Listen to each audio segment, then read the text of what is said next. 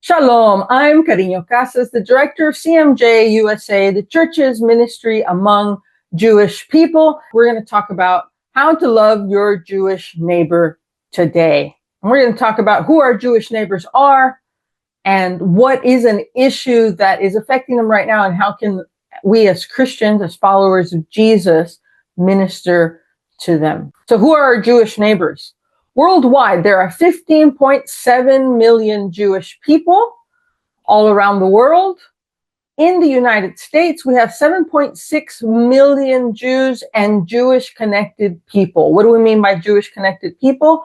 They have one Jewish parent. So in the U.S., Jews with two parents and Americans with one Jewish parent, 7.6 million. Of those, 80% live in the top 40 cities in the United States. So if you're in one of those big cities in the US, big and middle-sized cities in the United States, you have Jewish neighbors. You do. That's where they live.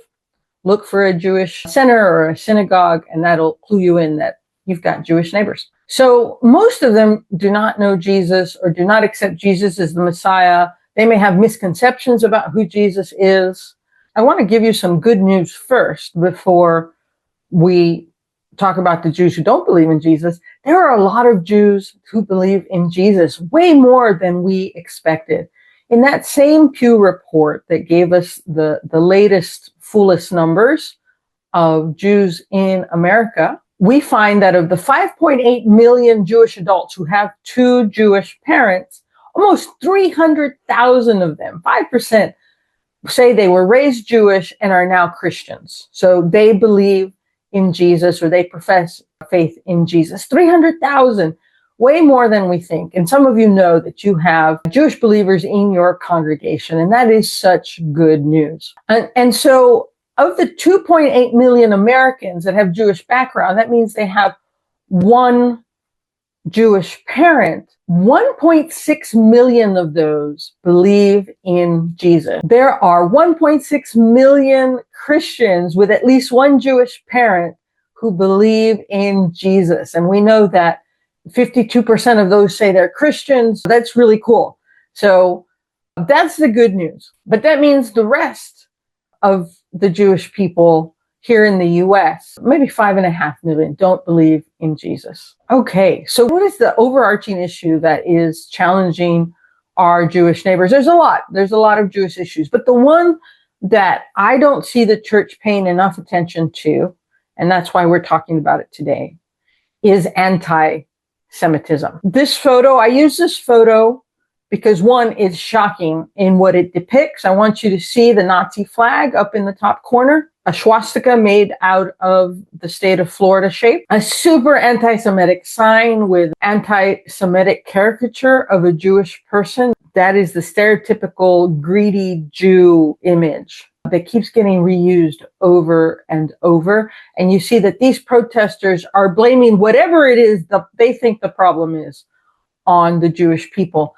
And what's significant about this photo for me is the date, July of 2023.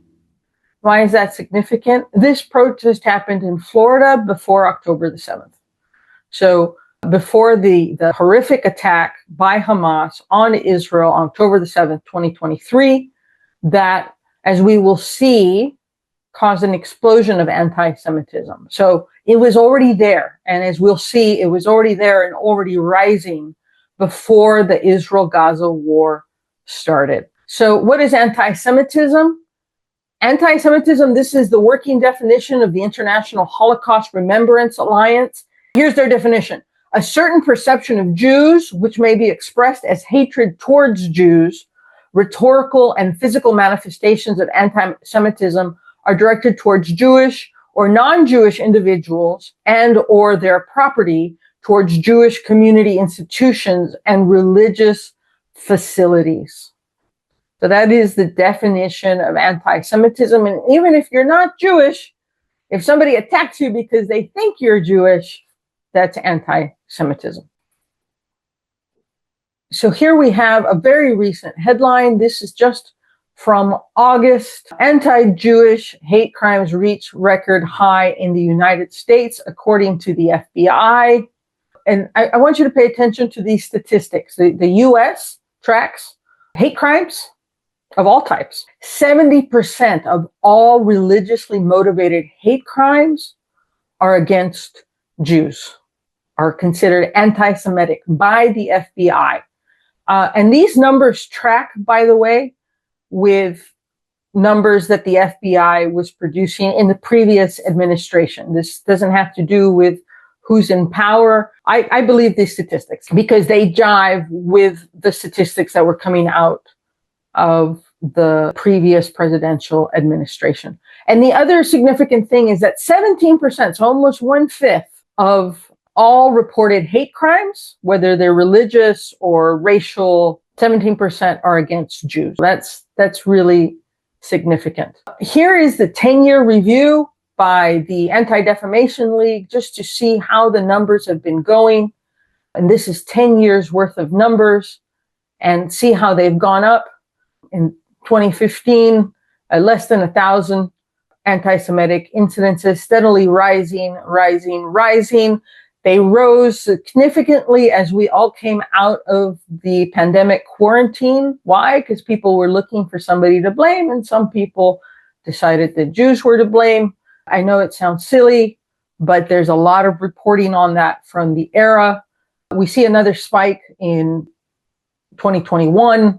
Why? There was a very short Israel-Gaza war in 2021, but then it goes up in 2022, and then it skyrockets in 2023 and 2024. And that is because many of the anti-Semitic attacks right now are somehow related to the Israel-Gaza war, or people are using that as an excuse, as we will see. And here's what's so important for us to understand. A Jewish American getting attacked by somebody because that somebody is angry with Israel and their government and how they wage war in Gaza is anti-Semitism. Blaming a Jewish person that does not live in Israel for the sins of Israel or the perceived sins of Israel is anti-Semitism. And this is what's really important for us as the church to pay attention to. How do our Jewish neighbors feel about anti-Semitism?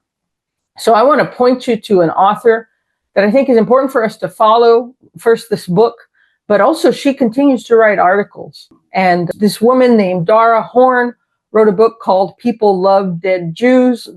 The title is pretty shocking, and that's why I read it, and I recommend it to you. If they're like Dara Horn, they're angry and they're worried, and they might even be scared. And she does express a level of fear, not necessarily for herself, but for her children, for her Jewish children in this crazy world. Horn wrote this book in 2021, and it was her response to a series of 3 anti-Semitic attacks, very high-profile attacks that happened in the United States. The first was the Tree of Life synagogue shooting in Pittsburgh in 2018, when a man, who, by the way, was quoting Christian scripture on his social media account and believed he was a Christian, walked into a synagogue on a Saturday morning and killed worshipers in a synagogue. And then there was another young man who was a Christian. He was church-going Christian, walked into a synagogue in the San Diego area during Passover and killed one person before he was stopped. And then there was, in that same series, I think it was over like 18-month period, there was an attack on a kosher deli in New Jersey. And this series of attacks, as they went on, and it got to 3, stopped many Jews, and especially Dara Horn. Dara Horn kind of documents the sobriety and the urgency and the awareness that the Jewish community suddenly had in saying, is the U.S. safe for us anymore? And this book contends with that question, and it also contends with the question of, or the issue of, we say we love Jewish people, and she actually calls us out as Christians about this. We say we love Jewish people, but what we really mean is the Jews of the past, and that love for Jews of the past has no active love to living Jews in the present now. She says that there's Christianity as a whole religion centered on the love of a dead Jew. And of course, what she misses is that we know Jesus is alive. So we love a living Jew, not a dead one. But of course, somebody who doesn't believe in the resurrection sees us loving a dead Jew. And so that's my question is, as we believe in Jesus, a living man sitting on the throne on the right hand of God, how does our love for that Jew in heaven translate to us loving our Jewish neighbor on earth? Now, Dara Horn wrote another article quite recently, and it's called October 7th Created a Permission Structure for Anti-Semitism. An important read. I'm happy to send you a PDF of this article. It continues the thoughts from her book, People Love Dead Jews. It continues the thoughts she had, but now into a post-October 7th world. And it includes more thoughts than the headline implies. But for the purposes of today, this headline caught me because it says exactly what I have felt since October the 7th and the response we've seen globally to Israel's response to Hamas.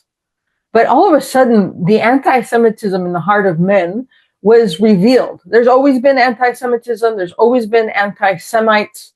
But there was a new feeling of being emboldened after October the 7th because they felt like, oh, we're justified. Look at the Jews in Israel. They're horrible. That must mean all Jews are horrible.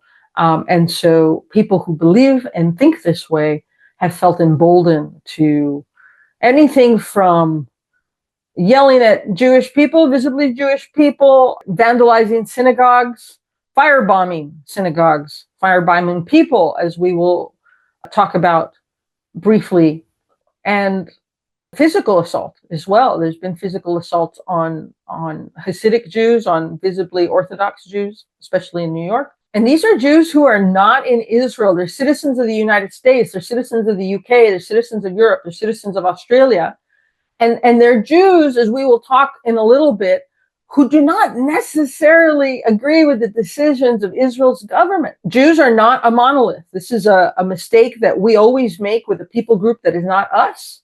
And we assume, oh, they all think the same, right? They do the same thing to us. All those Christians think the same thing. And of course we don't. We know that we have theological difference. We have political difference. We have, ideological differences. And it is the same thing amongst the Jewish people. And we need to understand that as Christians, that we need to look at the person in front of us and listen to them and where they are and how they feel and what they think. And so the two really egregious examples of anti-Semitism here in the United States just happened this year. We had the two Israeli diplomats that were murdered in Washington, D.C., and they weren't murdered because they were Israeli. From what I can see, the shooter had no idea that they were Israeli.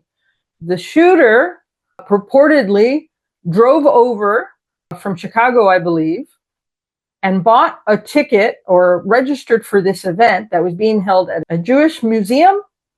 And he assumed there were Jewish people there.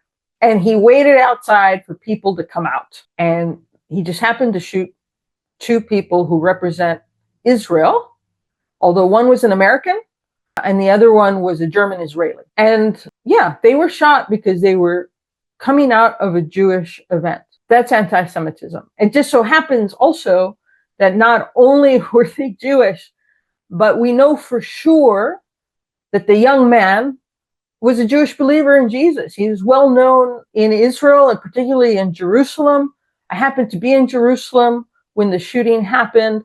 I was at Christ Church, Jerusalem, and I came downstairs that day and heard from some of my colleagues, we know this young man. We know this young man. He's worshiped here at Christ Church. He worships at one of the big congregations in Jerusalem. It turns out another friend of mine knew him well.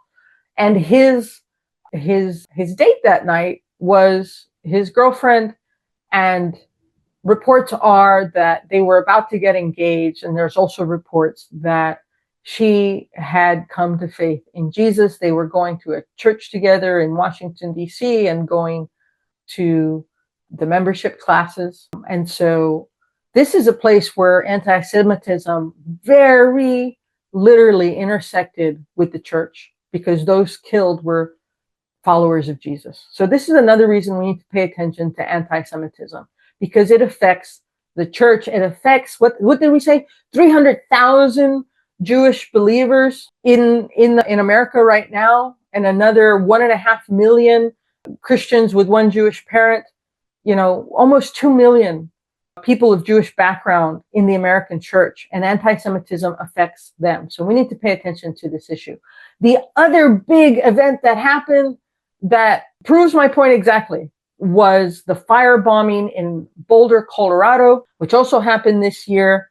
There were American Jews who were doing a walk to remember the hostages in Israel. And that's what it was. It wasn't pro-war. It wasn't anti-Palestinian. It was, please remember the hostages who are still being held by Hamas. They had walked every week for months, and somebody took an opportunity to attack that group because he was angry with Israel and their war. And it was horrific. He sprayed the people with a flammable liquid.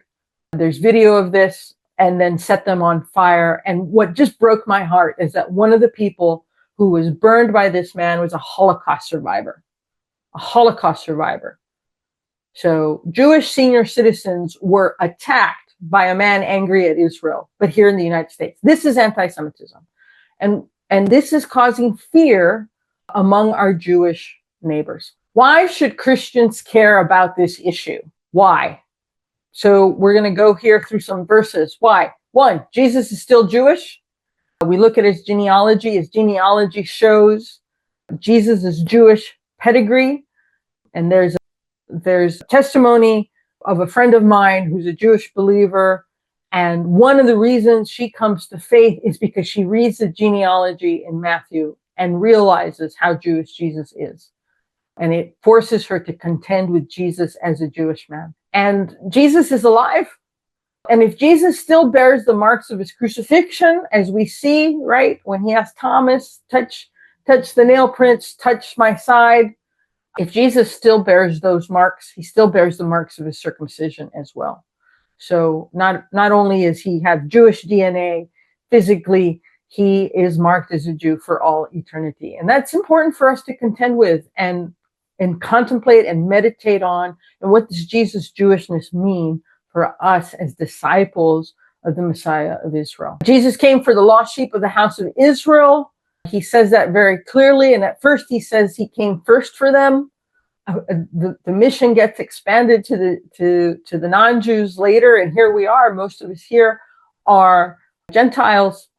But Jesus still comes for the lost sheep of the house of Israel. The Jewish people are still loved by God for the patriarchs' sake. Paul's already seeing this issue pop up when he writes about in Romans. When people are asking questions about, well, most of the Jewish people don't believe in Jesus, so what now? And Paul says they are loved. They are loved by God for the patriarch's sake. We are called to show mercy to Jesus's brothers in the flesh. We'll hear a lot here at New Wineskins, but everywhere, right? The importance of Matthew 25 to mission, particularly mercy mission. And the church has done a really good job with this. We took Jesus really seriously when he told us that when you minister to the poor, the needy, the hungry, the imprisoned, you're ministering to me. And he says, when you do this to the least of my brothers, is what the text says. The least of my brothers, you do it to me. And I want to challenge you to take that word brothers, adelphos in Greek, and take its first meaning seriously. Jesus, of course, expands his family to all who follow him, but he still has brothers in the flesh, the Jewish people, his DNA kin, brothers and sisters. And how we treat the Jewish people, I believe Jesus sees as us treating him. We need to take that seriously. I want you to meditate on Matthew 25 and how we see the Jewish people there. And a verse that has driven my ministry for a long time and drives the ministry of CMJ and everyone who is in Jewish ministry. Comfort, comfort my people, says your God. We have to comfort.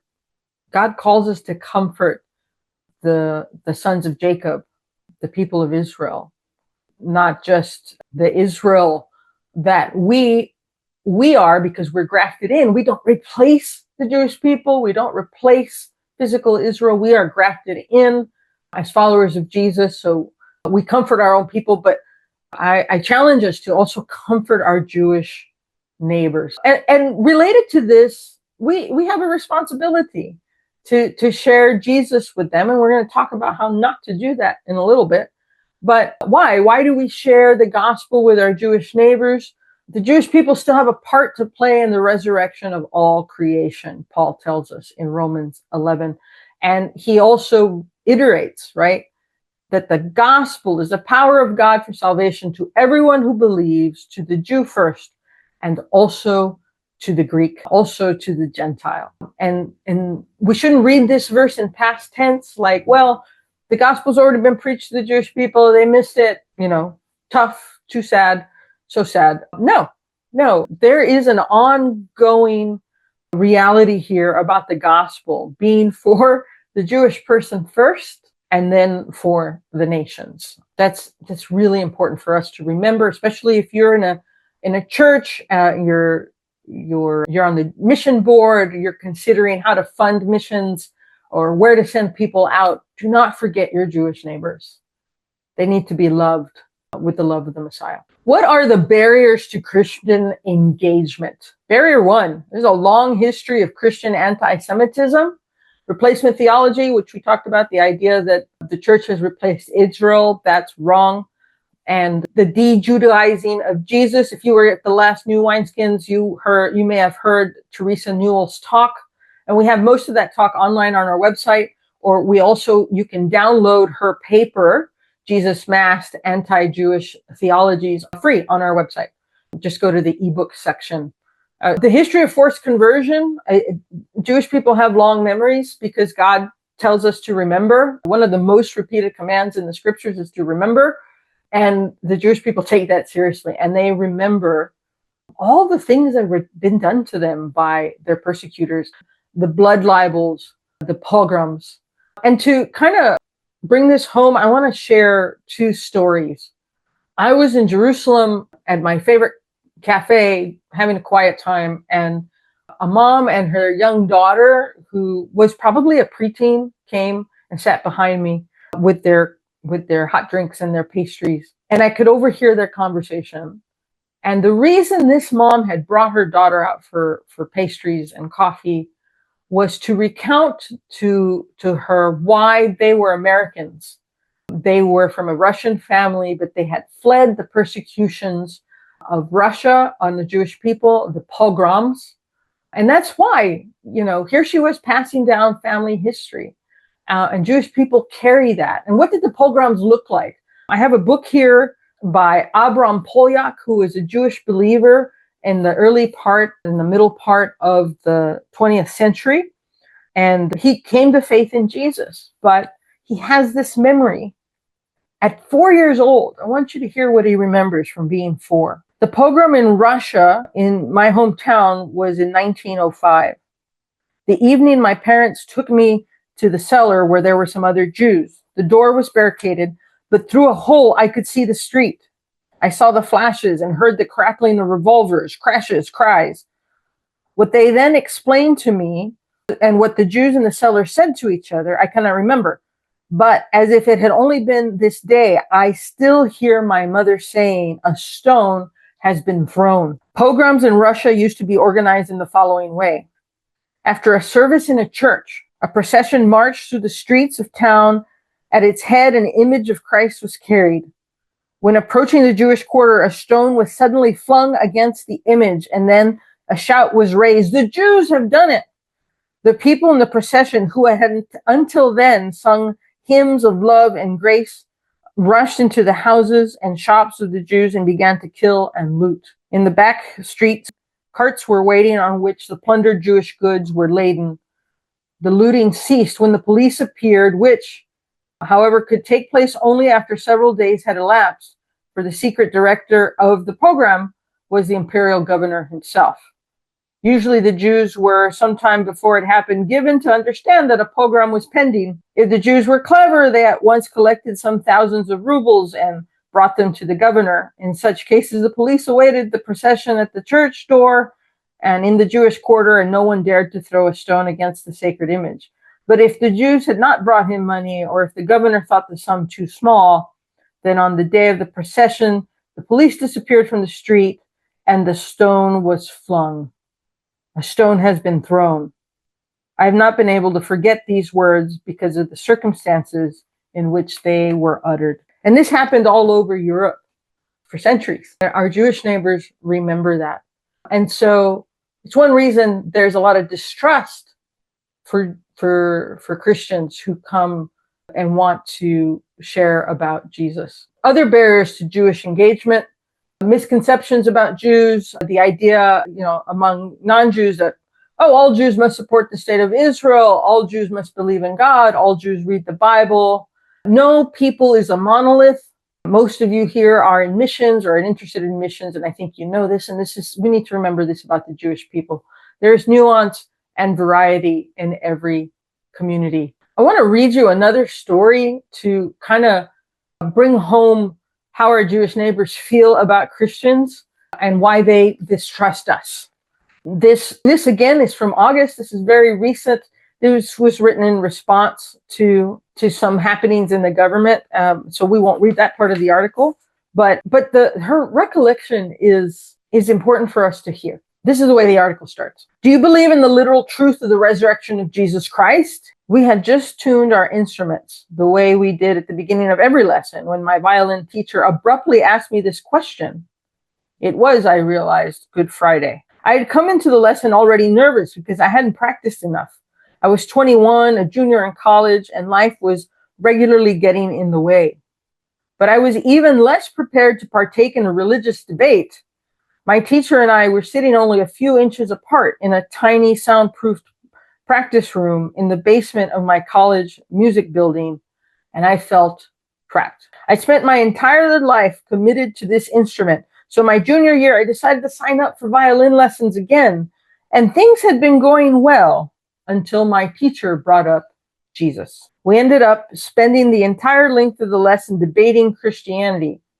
Or more accurately, I spent the entire lesson repeatedly saying, I'm Jewish, and trying to exit the conversation. That is how not to share Jesus with a Jewish person.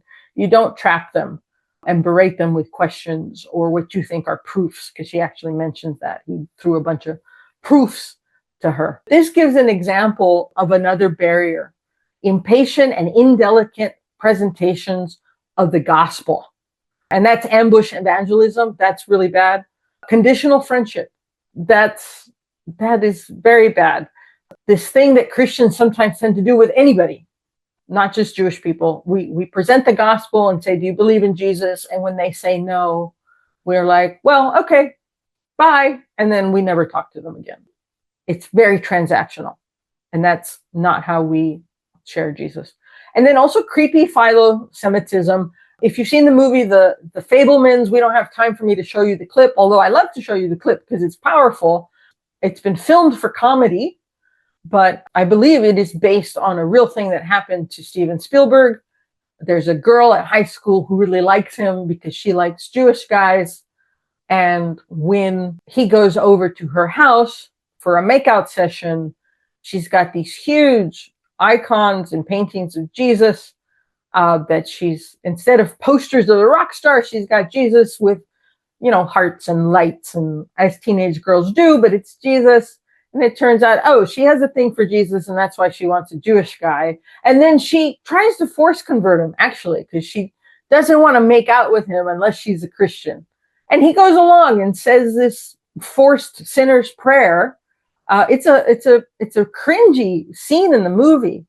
And that's not right either. That's both creepy philo-Semitism and conditional friendship. So let's not do that. So what can Christians do to better love our Jewish neighbors? Well, first, educate yourself on different Jewish points of view. I encourage you, especially right now with all the questions swirling about the Israel-Gaza war and anti-Semitism. Read Jewish media. Here's some suggestions. The Forward, Jewish News Syndicate, the Jewish Telegraph Agency, the Jewish Journal, the Times of Israel, and All Israel News. These sources that I'm putting here span the political spectrum, so you'll get different points of views from conservative and liberal Jews. And then the last one, All Israel News, is actually a Christian news site that runs out of Israel and reports not just on Israel news, but also on Jewish news worldwide. And I suggest to read all of them. And when you're researching anything in the news, read as many sources as you can. It's up to you to discern and sift. Don't ever take one news source, no matter what topic it is. One news source, you will be biased because it's just human beings. So I highly recommend that. What else can Christians do once you start to educate yourself and get understanding of, oh, our Jewish people, our Jewish neighbors may think differently about different issues? Make a Jewish friend, or maybe you already have a Jewish friend. So check on your Jewish friend, have a conversation, ask them how they're doing, ask them if anti-Semitism is affecting them right now. Ask them if they've got angst about the war and would they like to talk about it. And you just want to listen. Approach with humility and openness to learn. And that's really important. If we do like this guy did in the violin lesson, like he's come with an agenda and I'm right and you will believe in Jesus, and then the Jewish person just feels trapped. No, we need to actually engage and love and be loyal. And this is so important with any people group, again, but I think especially with Jewish people, even when they say no to Jesus, can you still be loyal and stick around and be their friend? In this time of anti-Semitism, we need to speak comfort through genuine friendship. Be a good neighbor, say hello, genuinely listen, pay attention to the Hebrew calendar, and send them greetings on their holidays. That's a really small step, but I think it's a powerful one. And we've seen how that touches Jewish people. Humility. We have no right to approach Jews as if our hands were clean. This is the humility of church history. Doesn't mean that you're an anti-Semite, but a Jewish person sees a Christian and they think of Christian anti-Semitism. So we need to be humble about this and also learn the history of Christian anti-Semitism. So you understand, like, oh, I'm really sorry that we did that in the name of Jesus. That was wrong. We need to call that out in our own history and just be present. There's a lot of power to being present in a community. So attend public events on Jewish holidays and commemorations, go to lectures on anti-Semitism, be visibly Christian, genuinely curious, and shine the light of the Messiah. I went to an October the 7th commemoration in Pittsburgh, and I was the only person I saw in a collar. And of course, as a clergy person, I have that way to be visibly Christian. And I just went and I listened to the stories and prayed with them. And several people came up to me afterwards and just said, thank you for being there. It goes a long way. It goes a long way just to be present. Quickly, we've got tools to help you with these issues. We have 3 tools available to churches and to individual Christians. 1, Bridge Builders Essential. It's a video course, and it's to get us over that hump of understanding context and culture, understanding the differences in the community, understanding how the Jewish calendar works and why it's important. We're going to look at the concept of kingdom and how it's a Jewish idea and the Jewish expectations, so that you can begin to understand how Jesus fulfills these, but we need to communicate that with care in light of, as I said, the anti-Semitic histories in the church. It goes over culture, Jewish belief, tips on caring, how to remember well the big barriers, some of which we talked about, language, how to, not stick your foot in your mouth, and listening. Listening is so important when you are in a ministry context. No matter what ministry context, listening is important. And then the calendar.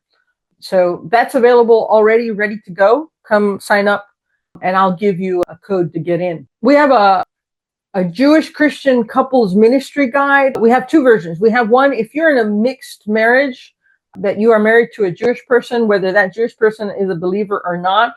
We have some tips and tools for the relationship, but we also have tools for churches on how they can minister to mixed couples. There are some sectors of Judaism that are okay with mixed couples and are making a place for mixed couples, but there are other sectors of Judaism that do not, and they struggle with the mixed couple because that's been a no-no for a very long time. And there is a place for Christians to speak into this issue. And of course, we ultimately want to point them to the Messiah who tears down the separation wall between Jews and Gentiles. But we want to provide a safe place for mixed couples to work through their differences. And so we have pastoral resources for you. And the last thing we have, we're just putting the finishing touches on this. We're hoping that we can start testing it and piloting it late in 2025, is the Emunah course. It's a 10-week dinner and discussion program geared to Jewish questions about God, the Messiah, and the meaning of life. It's coming together. We're really excited about it. Thank you so much for your attention. And here's my contact info. If you do that QR code right now, you'll be able to get a download on my contact info. Visit our website for more information on our programs. We have blog issues that deal with current issues right now. And so, yes, thank you for coming.